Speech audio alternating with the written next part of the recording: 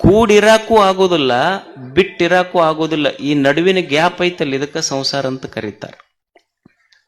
ಸಂಸಾರದೊಳಗೆ ಒಮ್ಮೆ ಸುಖ, ಒಮ್ಮೆ ದುಃಖ, ಇವೆರಡು. ಒಮ್ಮೆ ಸುಖ ಬರ್ತೈತಿ, ಸುಖ ಬಂದಿದ್ದು ಖಾಯಂ ಇರೋದಿಲ್ಲ, ಅದು ಹೋಗ್ತೈತಿ.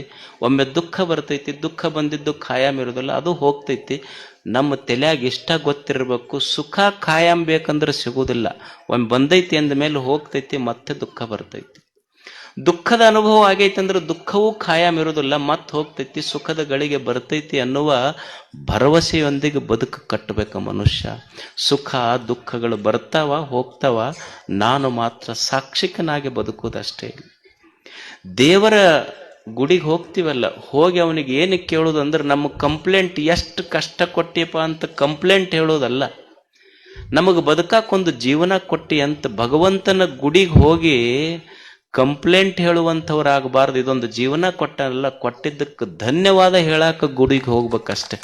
ಒಂದು ಒಳ್ಳೆಯ ಜೀವನ ಕೊಟ್ಟನಲ್ಲ ಭಗವಂತ, ಇದೊಂದು ಸುಂದರವಾದ ಜೀವನ ಕೊಟ್ಟನ. ಸಣ್ಣ ಪುಟ್ಟ ವ್ಯತ್ಯಾಸ ಇರ್ತದ ಜೀವನದೊಳಗೆ, ಹೆಚ್ಚು ಕಡಿಮೆ ಆಗೋದೆ.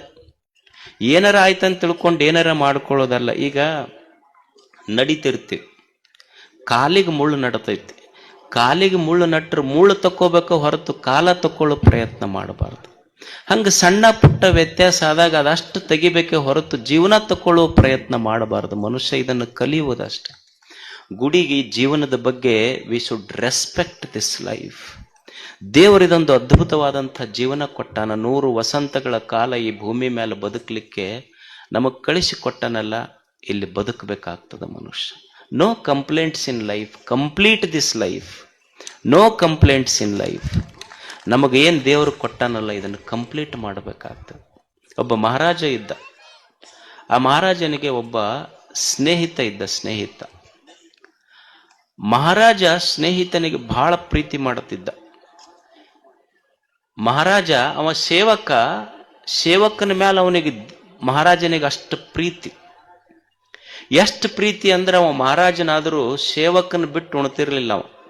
ಅವ ಯಾವಾಗ ಊಟ ಮಾಡಿದ್ರು ಅವನು ಮುಂದೆ ಕುಂತು ಉಣ್ಬೇಕು. ಸೇವಕ ಮೊದಲು ಸೇವಕನಿಗೆ ತಿನ್ನಿಸಿ ತಾನು ಮಹಾರಾಜ ತಿನ್ನಿತಿದ್ದ. ಏನಾರ ಸ್ವೀಟ್ ಮಾಡಲಿ, ಚಲೋ ಅಡಿಗೆ ಮಾಡಲಿ, ಮತ್ತೆ ಎಲ್ಲರ ಹೊರಗೆ ಪ್ರವಾಸಕ್ಕೆ ಕರ್ಕೊಂಡು ಹೊಂಟ್ರು ಅವನಿಗೆ ಕರ್ಕೊಂಡು ಹೋಗ್ತಿದ್ದ. ಮೊದಲು ಅವನಿಗೆ ತಿನ್ನಿಸಿ ತಾನು ತಿಂತಿದ್ದ. ಒಂದ್ ದಿವ್ಸ ಕಾಡಿನೊಳಗೆ ಹೊಂಟ್ರು ಇಬ್ರು ಸೇರಿ. ಯಾರು? ಮಹಾರಾಜ ಮತ್ತು ಸೇವಕ. ಇಬ್ರು ಕೂಡಿ ಹೋಗುವಾಗ ಒಂದು ಕಾಡಿತ್ತು. ಆ ಕಾಡಿನೊಳಗೆ ಒಂದು ಗಿಡ, ಅದ್ರ ಬುಡಕ್ ಕುಳಿತರಿಬ್ರು.